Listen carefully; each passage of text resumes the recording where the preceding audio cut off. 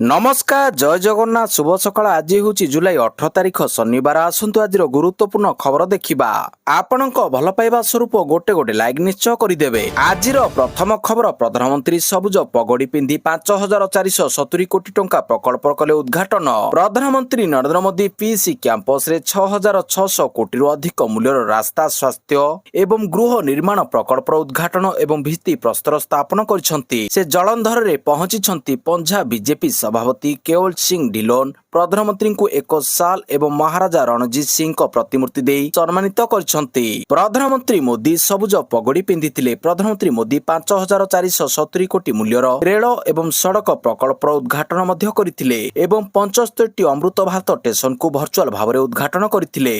गड़िला देशर प्रथम स्वदेशी हाइड्रोजेन ट्रेन प्रधानमंत्री करिसेंती शुभारंभ। स्वदेशी निर्मित प्रथम हाइड्रोजेन ट्रेन को शुभारंभ करिसेंती प्रधानमंत्री नरेंद्र मोदी। हरियाणार जिंद एवं सोनीपत मध्य निजर प्रथम यात्रा आरंभ करिछि देशर प्रथम स्वदेशी हाइड्रोजेन इंधन चालित ट्रेन। प्रधानमंत्री नरेंद्र मोदी सबुज पताका देखाई एई प्रकल्पर शुभारंभ करिसेंती। एहाकु एक पायलट प्रोजेक्ट भाव में आरंभ करा जायछि। एई 10 कोच विशिष्ट ट्रेन रे समुदाय 2600 यात्री जाई परिबे, जेउथिरे 682 सीट उपलब्ध रही। परवर्ती खबर पूर्वतन मंत्री प्रफुल्ल सामल असुस्थ आशु आरोग्य कामना कले नवीन। प्रफुल्ल सामल असुस्थ विजु जनता दलर वरिष्ठ नेता तथा विजु श्रमिक सामुख्यर सभापति तथा पूर्वतन मंत्री प्रफुल्ल सामल असुस्थता कारण भुवनेश्वर एक घर हस्पिटाल रे भर्ती होइछंती। आईसीयू रे भर्ती होइतिबा सूचना मिलिछि। प्रफुल्लଙ୍କ उत्तम स्वास्थ्य आशु आरोग्य कामना करिछंती विरोधी दलर नेता नवीन पट्टनायक। परवर्ती खबर NEET UG result. NEET UG फल प्रकाश देश में 11.21 लाख छात्र छात्री कृत कार्य। Swatik Pattanaik Odisha topper. National Testing Agency NTA पक्षरु नीट यूजी 2026 परीक्षा फल जारी करा जायछि। चलित थर देश विदेश रे 551 सहर रे 5440 परीक्षा केन्द्र रे प्राय 20 लाख छात्र छात्री परीक्षा देइथिले।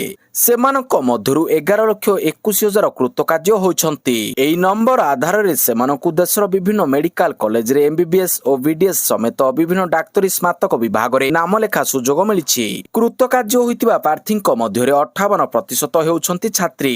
परवर्ती खबर विश्वकप फाइनाल देखिबे ट्रम्प। रविवार न्यूयॉर्कर न्यू जर्सी स्टेडियम रे खेला जिबाकु थिबा चलित फीफा विश्वकप फाइनाल रे अमेरिका राष्ट्रपति डोनाल्ड ट्रम्प जोग देबे बोली व्हाइट हाउस गणमाध्यम संपादक कारोनी लियाभिट शुक्रवार सूचना दैछंती। एई ट्रॉफी लड़ई रे अर्जेंटीना और स्पेन मुहांमुही हेबे। परवर्ती खबर मनरेगा कार्डधारी को नुआ परिचय। अंतरीण ग्रामीण रोजगार ग्यारंटी कार्ड जारी करने निर्देश। ग्रामीण परिवार को रोजगार अधिकार वंचित न करने राज्य सरकार अंतरीण व्यवस्था ग्रहण करछंती। विकसित भारत ग्यारंटी फॉर रोजगार और आजीविका मिशन ग्रामीण विविजी रामजी अधीन ग्यारंटी कार्ड प्रस्तुत आवंटन हेबा पर्यंत योग्य परिवार को अंतरीण ग्रामीण रोजगार ग्यारंटी कार्ड प्रदान करा जिवो। एने पंचायत राज और पानीय जल विभाग पक्षरु समस्त जिलापाल जिला कार्यक्रम संयोजक जिला परिषदर मुख्य उन्नयन अधिकारी एवं ब्लॉक कार्य अधिकारी को निर्देश जारी करा जायछि। विभाग स्पष्ट करिछि जे जेउ जॉब कार्डधारी माने निजर केवाईसी प्रक्रिया संपूर्ण करिसंती सेमानकर जॉब कार्ड वैध भाव में गणा जिवो। परवर्ती खबर शरदाबाली रे 3 रथ सरिला द्वितीय दिनर रथ टଣା। श्री गुंडीचा मंदिर सम्मुख शरदाबाली रे लागिला 3 रथ। प्रथमे बड़ ठाकुर बलभद्रଙ୍କ तालध्वज रथ श्री गुंडीचा मंदिर निकटरे पहुंचीथिबा बेले पछे पछे भौणी देवी सुभद्राଙ୍କ देवदलन रथ लागिथिला। शेषरे हटिया ठाकुरଙ୍କ नंदीघोष रथ श्री गुंडीचा मंदिर निकटरे पहुंचीथिला। दर्शन पई शरदा बाली रे लक्षाधिक भक्तଙ୍କ समागम होईछि। भक्त माने एबे रथ उपरे चतुर्धामूर्तिଙ୍କ अपूर्व दृश्य देखि विमोहित होईछंती। परवर्ती खबर जुलाई रे 17% अधिक वर्षा। जुलाई 1 रु आज पर्यंत राज्य रे 17 शतकड़ा अधिक वर्षा होईछि। एने जल संपद विभाग सर्वोच्च जंत्री दिलीप राउत सूचना दैछंती। बलांगीर रे सबुठारु अधिक वर्षा होइतिबा बेले किछि स्थान रे बन्या परिस्थिति सृष्टि होईछि। सापुआ नदी रे बन्या मधुसूदन पाटना और काकुडिया गाँ रे पानी। परवर्ती खबर आंध्र प्रदेश रे कोरोना रे 4 जनक मृत्यु 12 संक्रमित सतर्क हला एजेंसी। आंध्र प्रदेश रे पुनी कोरोना चिंता बढ़ाइछि। राज्य स्वास्थ्य कमिशनर जी वीर पांड्यान को सूचना अनुसार जून 26 रु जुलाई 16 मध्य राज्य में 12 जन कोविड रे संक्रमित होइछंती। सेमानक मध्यरु 4 जनक मृत्यु घटिछि। परवर्ती खबर पाकिस्तानी क्रिकेटर सस्पेंड। ନେଉଥିଲେ ନିଷିଦ୍ଧ ଡ୍ରଗ୍ସ ଆଇସିସିର ବଡ଼ ଆକ୍ସନ। ପାକିସ୍ତାନୀ କ୍ରିକେଟର ମହମ୍ମଦ ନଜୱାଙ୍କୁ ଝଟକା ବଡ଼ ଆକ୍ସନ ନେଲା ଆଇସିସି। ପାକିସ୍ତାନୀ କ୍ରିକେଟର ମହମ୍ମଦ ନୱାଜକୁ ଝଟକା ବଡ଼ ଆକ୍ସନ ନେଲା ଆଇସିସି। ଡୋପିଂ ଟେଷ୍ଟରେ ଫେଲ୍ ହେଲା ପରେ ନୱାଜକୁ ଲାଗିଛି ଶକ୍ତ ଝଟକା। ରିପୋର୍ଟ ଅନୁସାରେ ଆଇସିସି ଟି20 ବିଶ୍ୱକପ୍ ସରିବା ପରେ ସବୁ ପାକ୍ ଖେଳାଳିଙ୍କ ଡୋପିଂ ଟେଷ୍ଟ ହୋଇଥିଲା। ପାକ୍ କ୍ରିକେଟର ମହମ୍ମଦ ନୱାଜ ମଧ୍ୟ ଏହି ଟେଷ୍ଟ ଦେଇଥିଲେ, ଯେଉଁଥିରେ ସେ ବିଫଳ ହୋଇଛନ୍ତି। ପରବର୍ତ୍ତୀ ଖବର, ବଦ୍ରିନାଥ ମନ୍ଦିର ପୂର୍ବ ଅଧିକାରୀ ଗିରଫ। ବଦ୍ରିନାଥ ମନ୍ଦିର ଦାନ ଚୋରି ମାମଲା, ମନ୍ଦିରର ପୂର୍ବ ଅଧିକାରୀଙ୍କୁ ଗିରଫ କଲା ଏସ୍ଆଇଟି।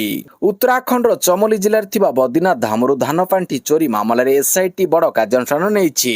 ଏସ୍ଆଇଟି ତରଫରୁ ବଦ୍ରି କେଦାର ମନ୍ଦିର କମିଟିର ପୂର୍ବ ଅଧିକାରୀ ରାଜେନ୍ଦ୍ର ସିଂ ଚୌହାନଙ୍କୁ ଗିରଫ କରାଯାଇଛି। ସୂଚନା ମୁତାବକ ରାଜେନ୍ଦ୍ର ସିଂ ଚୌହାନ ଜୁନ୍ 30 ତାରିଖରେ ନିଜ ପଦରୁ ଅବସର ନେଇଥିଲେ। ଅବସର ନେବାର କିଛି ଦିନ ମଧ୍ୟରେ ଏସ୍ଆଇଟି ତରଫରୁ ତାଙ୍କୁ ବଦ୍ରିନାଥ ମନ୍ଦିରରୁ ଦାନ ଚୋରି ମାମଲାରେ ଗିରଫ କରାଯାଇଛି। ପରବର୍ତ୍ତୀ ଖବର, ଅତ୍ୟାଧିକ ଭିଡକୁ ଦେଖି ଡିଜିପିଙ୍କର ପରାମର୍ଶ, ବୃଦ୍ଧ ଶିଶୁଙ୍କୁ ପୁରୀ ନ ଆସିବାକୁ ଅନୁରୋଧ। ବୃଦ୍ଧ ଶିଶୁ ଓ ରୋଗୀଙ୍କୁ ପୁରୀ ନ ଆସିବାକୁ ଅନୁରୋଧ କରିଛନ୍ତି ପୋଲିସ ଡିଜି। ଦ୍ୱିତୀୟ ଦିନରେ ଶାନ୍ତି ଶୃଙ୍ଖଳା ସହ ମହାପ୍ରଭୁଙ୍କ ରଥଟଣା ହୋଇଛି। ରଥଯାତ୍ରାର ଦ୍ୱିତୀୟ ଦିନରେ ଶ୍ରୀକ୍ଷେତ୍ର ପୁରୀରେ ଶାନ୍ତି ଶୃଙ୍ଖଳା ସହ ମହାପ୍ରଭୁ ଶ୍ରୀ ଜଗନ୍ନାଥ, ଶ୍ରୀ ବଳଭଦ୍ର ଓ ଦେବୀ ସୁଭଦ୍ରାଙ୍କ ରଥଟଣା କାର୍ଯ୍ୟ ଶେଷ ହୋଇଛି। ପ୍ରଶାସନ ଓ ପୋଲିସର କଡ଼ା ବ୍ୟବସ୍ଥା ଯୋଗୁଁ କୌଣସି ଅଘଟଣ ଘଟିନଥିବା ଜଣାପଡ଼ିଛି। ମହାପ୍ରଭୁଙ୍କ ଦର୍ଶନକୁ ଅଧିକ ଶାନ୍ତି ଶୃଙ୍ଖଳାର ସହ କରିବା ପାଇଁ ପ୍ରଶାସନ ଗୁରୁତ୍ୱ ଦେବ ବୋଲି ଡିଜିପି ୱାଇବି ଖୁରାନିଆ ସୂଚନା ଦେଇଛନ୍ତି। ପରବର୍ତ୍ତୀ ଖବର, ଡିଜିଟାଲ ପ୍ଲାଟଫର୍ମରେ ହେବ ଜନଗଣନା ପ୍ରସ୍ତୁତି, ବିଭାଗ ଗୁଡ଼ିକୁ ସରକାରଙ୍କ ଚିଠି।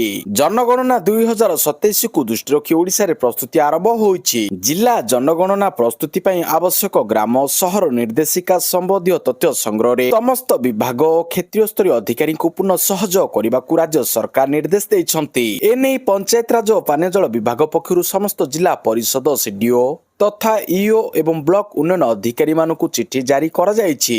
ପରବର୍ତ୍ତୀ ଖବର, ଷ୍ଟେଟ ସ୍ପେଶିଆଲ ସେଲ୍ ଗଠନ ପାଇଁ ମୁଖ୍ୟମନ୍ତ୍ରୀଙ୍କ ପ୍ରସ୍ତାବ। ଷ୍ଟେଟ ସ୍ପେଶିଆଲ ସେଲ୍ ଗଠନ ପାଇଁ ପ୍ରସ୍ତାବ ଦେଇଛନ୍ତି ମୁଖ୍ୟମନ୍ତ୍ରୀ। ଓଡ଼ିଶାରେ ବୃହତ ଭିତ୍ତିଭୂମି ପ୍ରକଳ୍ପର ଯୋଜନା ପ୍ରସ୍ତୁତି ଠାରୁ ଆରମ୍ଭ କରି ଡିପିଆର୍ ପ୍ରସ୍ତୁତି, ବୈଷୟିକ ଯାଞ୍ଚ, ଡିଜାଇନ, ଗୁଣବତ୍ତା ନିରୀକ୍ଷଣ, ପ୍ରଶିକ୍ଷଣ ଓ ଗବେଷଣାକୁ ଏକ ଛାତ ତଳେ ଆଣିବା ପାଇଁ ରାଜ୍ୟ ସରକାର ଷ୍ଟେଟ ସ୍ପେଶାଲ ସେଲ୍ ଗଠନ କରିବେ।